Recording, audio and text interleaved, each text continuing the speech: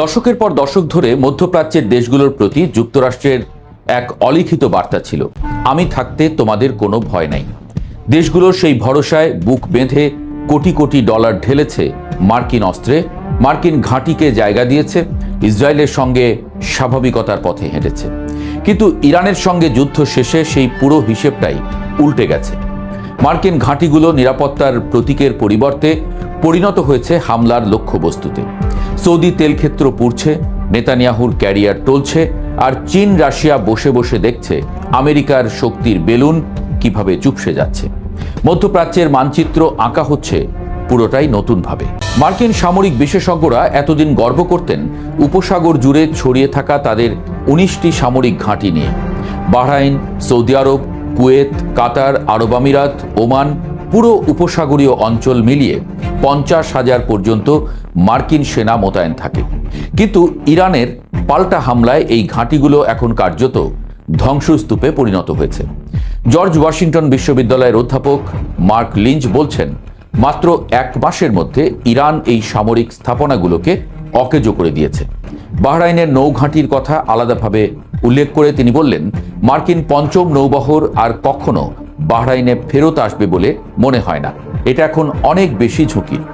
New York Times আগেই জানিয়েছিল এই ঘাঁটিগুলো প্রায় বাসের অযোগ্য হয়ে পড়েছে, কিন্তু পেন্টাগন এখনও সেটা সরকারিভাবে স্বীকার করেনি। সবচেয়ে মর্মান্তিক সত্যটা হলো এই ঘাঁটিগুলো আসলে উপসাগরীয় দেশগুলোকে রক্ষা করতে পারেনি, উল্টো সেগুলো ইরানের আঘাতের চুম্বক হয়ে উঠেছে। জর্জ ওয়াশিংটন বিশ্ববিদ্যালয়ের আরেক গবেষক শানা মার্শাল এটাকে সহজ ভাষায় বললেন, মার্কিন ঘাঁটি রাখা এখন সুবিধার চেয়ে বোঝা হয়ে দাঁড়িয়েছে। যে চুক্তিটা একসময় ছিল তেলের বিনিময়ে সুরক্ষা, সেই লেনদেনের শর্তটা ভেঙে পড়েছে। কুইন্সি ইনস্টিটিউটের ট্রিটা পার্সি আরও সরাসরি বললেন, মার্কিন নিরাপত্তার ছাতাটা রীতিমতো ছিঁড়ে গেছে। এমনকি 2 সপ্তাহের যুদ্ধবিরতির চুক্তিতেও উপসাগরীয় দেশগুলোতে ইরানি হামলা সরাসরি বন্ধের কথা নেই, যা এই দেশগুলোকে আরও বিশ্বাসঘাতকতার অনুভূতি দিচ্ছে। এদিকে সৌদি আরবের জন্য ক্ষতির হিসাবটা এখন সংখ্যায় প্রকাশ পেয়েছে। সৌদি জ্বালানি মন্ত্রণালয় প্রথমবারের মতো আনুষ্ঠানিকভাবে স্বীকার করেছে যে ইরানি হামলায় দেশের পূর্ব থেকে পশ্চিম উপকূল পর্যন্ত বিস্তৃত গুরুত্বপূর্ণ তেল পাইপলাইনে হামলা হয়েছে।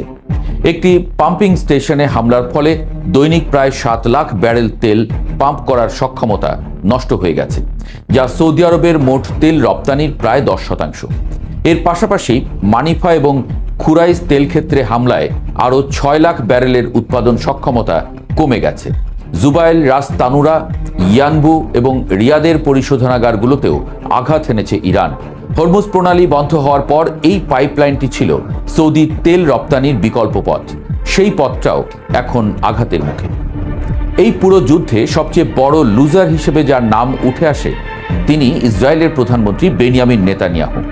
মিডল ইস্ট আইয়ের বিশ্লেষণে বলা হচ্ছে, ইরান যদি যুক্তরাষ্ট্রের সঙ্গে চুক্তিতে পৌঁছায় তাহলে নেতানিয়াহুর রাজনৈতিক ক্যারিয়ারের শেষটা লেখা হয়ে যাবে। কারণটা সহজ, এই যুদ্ধ নেতানিয়াহুই শুরু করিয়েছেন।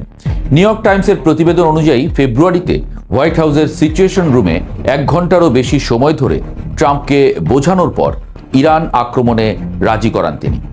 কি প্রতিশ্রুতি দিয়েছিলেন? বলেছিলেন কয়েক সপ্তাহেই ইরানের ব্যালিস্টিক ক্ষেপণাস্ত্র শেষ করা যাবে। বলেছিলেন হরমুজ প্রণালী বন্ধ করার ক্ষমতা ইরানের নেই। বলেছিলেন ইরানের ভেতর জনবিদ্রোহ শুরু হবে, সরকার পড়ে যাবে। তার একটিও সত্য হয়নি। উল্টো 6 সপ্তাহ পরেও ইরান ব্যালিস্টিক ক্ষেপণাস্ত্র ছুঁড়ছে। হরমুজ দিয়ে একটি জাহাজও ইরানের অনুমতি ও অর্থ ছাড়া যেতে পারছে না। আর ইরানের ভেতরে একটাও সরকার বিরোধী বিদ্রোহ হয়নি। উল্টো বোমার আঘাতে জনগণ আরও বেশি সরকারের পাশে এসে দাঁড়িয়েছে। এখন ইরান মধ্যপ্রাচ্যের সবচেয়ে শক্তিশালী আঞ্চলিক শক্তি হিসেবে মাথা তুলে দাঁড়াচ্ছে। যখন নেতানিয়াহু 3 দশক ধরে ইরানকে ঠিক এই অবস্থান থেকে সরিয়ে রাখার চেষ্টা করে গেছেন, ইসরায়েলের হারেটস পত্রিকা এটাকে সম্পূর্ণ বিপর্যয় বলছে। জনমত জরিপেও নেতানিয়াহুর জোট এখন মাত্র 50 আসনের কাছাকাছি, যেখানে সরকার গঠনে দরকার 61। এক ইসরায়েলি সাংবাদিক নেতানিয়াহুকে তুলনা করেছেন হারমান মেলভিলের উপন্যাসের আহাবের সঙ্গে, যিনি নিজেই তিমি শিকার করতে গিয়ে শেষ পর্যন্ত ধ্বংস হয়ে গিয়েছিলেন। আর এই পুরো পরিস্থিতিতে সবচেয়ে লাভবান হচ্ছে চীন। মিডল ইস্ট আইয়ের বিশ্লেষণে বলা হচ্ছে, বেইজিং কেবল দূর থেকে দেখছে না, সক্রিয়ভাবে পরিস্থিতি নিজের পক্ষে টানছে।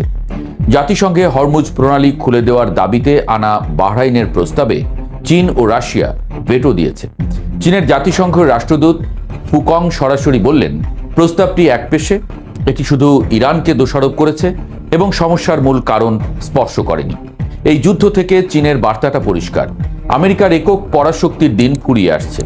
মার্কিন সামরিক শক্তির দাম্ভিকতা এখন ফাঁকা আওয়াজে পরিণত হয়েছে। এই সত্যটা চীন মনে রাখবে এবং কাজে লাগাবে। প্রশ্নেও নেতানিয়াহু কোণঠাসা। একসময় তিনি ইসরায়েলিদের বোঝাতে সক্ষম হয়েছিলেন যে লেবাননের দলটি চূর্ণ হয়ে গেছে, কিন্তু ইরানের সর্বোচ্চ নেতা আলী খামেনি নিহত হবার পর প্রক্সি বাহিনীটি প্রতিদিন 200টি করে ক্ষেপণাস্ত্র ইসরায়েলের উত্তরাঞ্চলে ছুঁড়ছে, পুরো অঞ্চল স্থবির করে দিয়েছে। ইসরায়েলি সেনাবাহিনী নিজেই গোষ্ঠীটির শক্তিকে হাস্যকরভাবে কম আন্দাজ করেছিল। এখন ইরানের যুদ্ধবিরতির দাবিতে লেবাননও আছে, কিন্তু নেতানিয়াহু রাজি নন, কারণ থামলেই তার পতন অনিবার্য। তাই যুদ্ধবিরতির মাঝেও ইসরায়েল লেবাননে বোমা ফেলছে, মাত্র 10 মিনিটে 100টি লক্ষ্যে হামলা চালিয়েছে। মধ্যপ্রাচ্যের ভূরাজনীতির এই টালমাটাল সময়ে দুটো প্রশ্নই এখন সবচেয়ে জরুরি।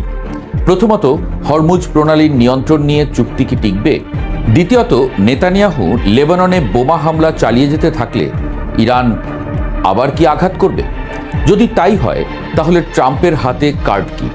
হরমুজ আবার বন্ধ হলে বিশ্ব তেলের বাজার আরেকবার ধসে পড়বে। ইয়েমেনের প্রক্সিরা এরই মধ্যে যোগ দিয়েছে ইরানের পাশে। লোহিত সাগরে হামলার সক্ষমতা তাদের আছে। সুয়েজ খাল পর্যন্ত যদি সংকটে পড়ে, তাহলে যে বৈশ্বিক অর্থনৈতিক বিপর্যয় আসবে সেটা কল্পনা করাও কঠিন। এই যুদ্ধে আমেরিকা বুঝে গেছে সামরিক শক্তি দিয়ে সবকিছু সমাধান হয় না। ইরান বুঝিয়ে দিয়েছে চাপের মুখে মাথা নত করা তাদের স্বভাব নয়। আর বিশ্ব বুঝে গেছে মধ্যপ্রাচ্য এখন আর আমেরিকার একক খেলার মাঠ নয়।